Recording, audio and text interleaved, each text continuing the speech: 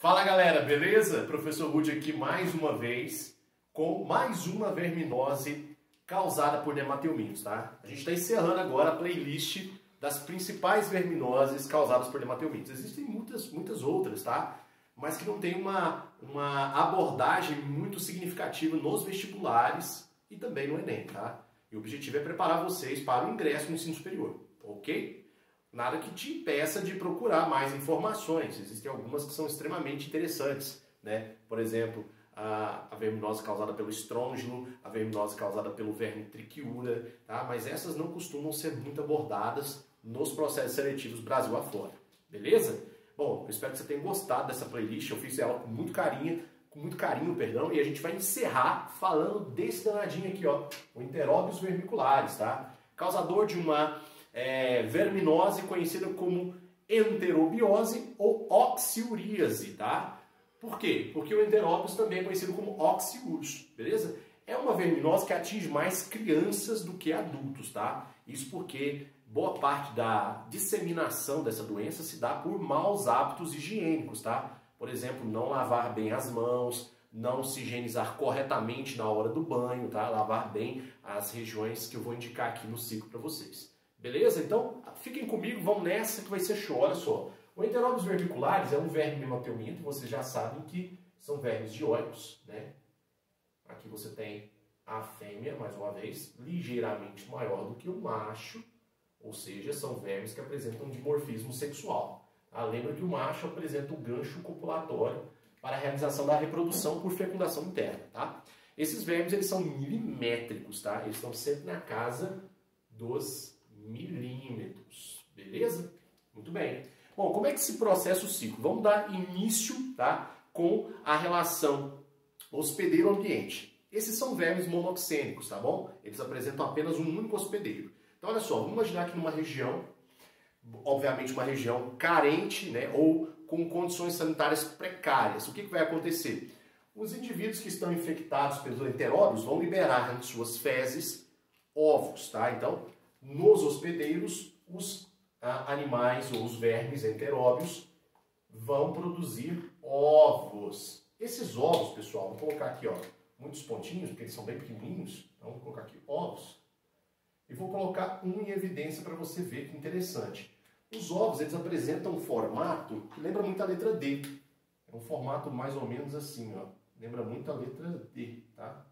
Se você usar a imaginação, parece um D maiúsculo, tá? E esses ovos, eles estão embrionados. Quando eles abandonam o corpo do hospedeiro, eles já estão no estágio já embrionado. Significa que já começou o desenvolvimento embrionário. O que vai acontecer, pessoal? Esses ovos devidamente embrionados, eles vão, né, atingir o solo e reservatórios de água, causando a sua contaminação. Então, esses ovos vão causar contaminação de reservatórios de água e o solo, que eu estou mostrando aqui para vocês no meu desenho. Solo e reservatórios de água. Contaminam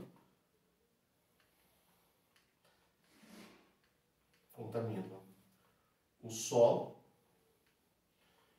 e reservatórios de água.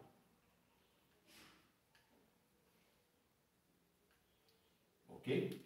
Aí, olha o que vai acontecer. Por falta de condições sanitárias adequadas, a água, né, desses reservatórios com os ovos pode ser consumida por moradores da região, de forma direta, como eu estou mostrando aqui no meu bonequinho, pelo consumo direto dessa água, uma água que não foi devidamente tratada, muito menos fervida, e por consumo indireto, ou seja, essa água foi usada num processo de irrigação, por exemplo, para irrigar um pomar, uma hortaliça, tá? E aí, ao se alimentar, né, de frutas ou de algum tipo de verdura que tenha sido irrigada com essa água contaminada, o indivíduo vai ingerir ovos. Então, a infecção por enteróbios ocorre por ingestão de ovos, tá bom? Então, vamos colocar aqui, ó.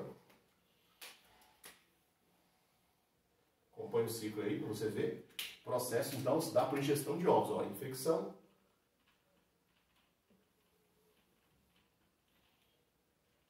Por ingesta ou ingestão, né, de ovos. Ovos esses que se encontram aí em reservatórios de água. Agora que vem a parte interessante do ciclo, saca só. Ao ingerir os ovos, olha só, os ovos vão passar aqui pela faringe, beleza? esôfago, estômago e vão migrar para cá, ó, no intestino. Aqui na região intestinal, esses ovos vão dar origem a larvas. Larvas essas que vão migrar para um dos nossos intestinos, intestino grosso, tá? Então essas larvas migram para o intestino grosso. Vamos colocar aqui, ó. Larvas migram para o intestino grosso. Então, larvas no intestino grosso. Aí, moçada, vai acontecer o seguinte, essas larvas elas vão atingir a maturidade, ou seja, elas vão se desenvolver, vão passar pelo processo de crescimento por equidizes ou mudas e vão atingir o estágio adulto, dentro dos nossos intestinos grossos, que eu estou mostrando aqui para vocês. Essa região aqui, então, é a região de intestino grosso.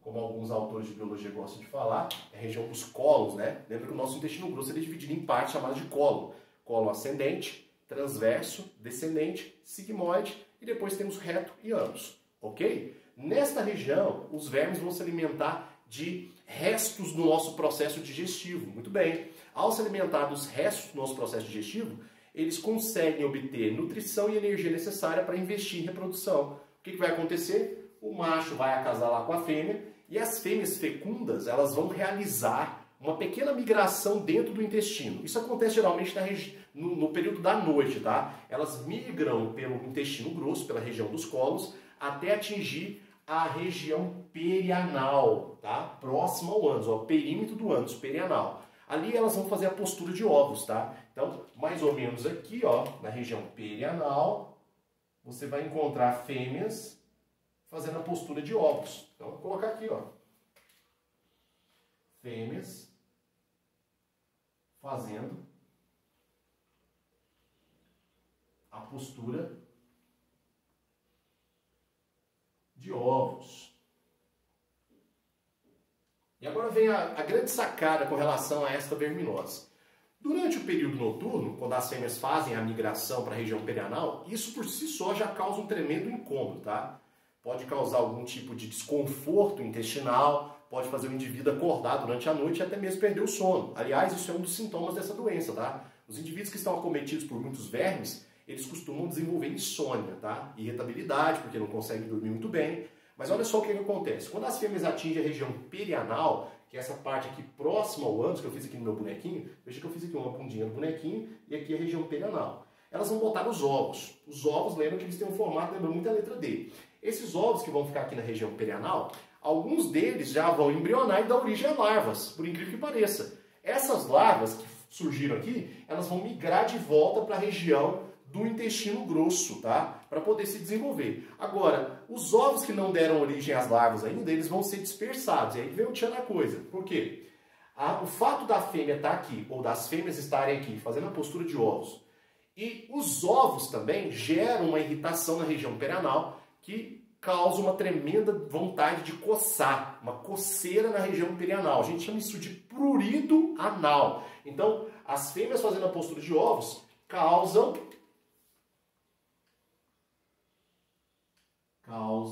olha que nome bonito, hein? Nome gourmet para coceira na bunda. Prurido anal. E aí, professor, qual que é a ideia? A ideia é a seguinte: ao se coçar, isso é muito comum com crianças, tá? A criança mete a mão lá na bunda e começa a coçar sem parar. O que vai acontecer? Ela vai encher os dedos com ovos. Se as unhas estiverem grandes, então, melhor ainda, porque debaixo das unhas você vai encontrar muitos e muitos ovos. E aí, quando essa criança for manipular algum objeto na casa, ou qualquer outra coisa que ela for fazer, ela acaba espalhando esses ovos. Ela vira uma espécie, as mãos viram uma espécie de vetor, espalhando os ovos pela casa onde essa criança mora, ou o indivíduo adulto mora, ou passando esses ovos para outras pessoas ao cumprimentar, ao tocar em outra pessoa. Então, esse é o grande tchan dessa doença. O prurido anal faz um indivíduo coçar, geralmente ele coça durante a noite, enche os dedos com ovos e espalha esses ovos junto com as suas mãos. Se ele levar as mãos à boca, ele vai causar um processo que a gente chama de retroinfecção.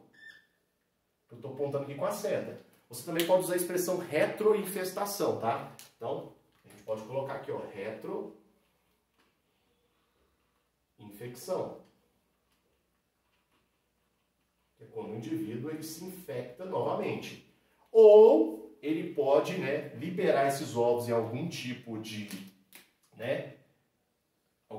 reservatório de água, né? Ou seja, quando ele defecar, esses ovos vão atingir, né, algum tipo de reservatório de água. Haja vista que esse indivíduo deve viver numa região sem saneamento básico, e ali esses ovos vão, né, fechar o ciclo que eu acabei de explicar para vocês. Beleza? Então, só mais uma vez, ó. Ingestão de ovos causa infecção. Aconteceu a infecção na região do intestino grosso ou na região dos cólons, os vermes vão se instalar, vão se alimentar, atingir a maturidade. O macho vai fecundar a fêmea e as fêmeas iniciam uma pequena migração, geralmente no período noturno, para a região perianal, próxima ao ânus, para fazer a postura de ovos. Lembra que os ovos lembram um pouco a letra D, tá? O que vai acontecer? Alguns desses ovos embrionam rapidamente e já dão origem a larvas. Essas larvas podem retornar, fazer uma migração, digamos uma migração contrária que a fêmea fez, para o intestino grosso, beleza?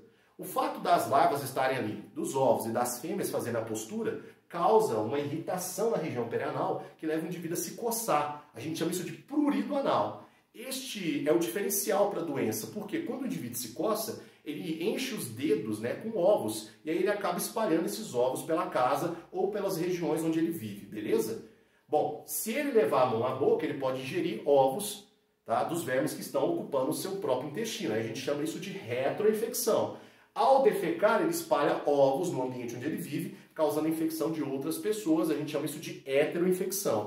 E ao também tocar em outras pessoas, cumprimentar, manipular algum objeto, esse indivíduo pode liberar ovos que estão na sua mão, causando infecção de outras pessoas. Heteroinfecção. Beleza? Espero que vocês tenham entendido, tá? Eu vou ficando por aqui. Esse é o ciclo dessa verminose e eu acho que ficou legal esse trabalho que a gente fez sobre os ciclos das verminoses. Dá para você entender como as verminoses se processam e a partir daí você elaborar planos para medidas preventivas ou medidas profiláticas, tá? Eu vou ficando por aqui. Um grande abraço e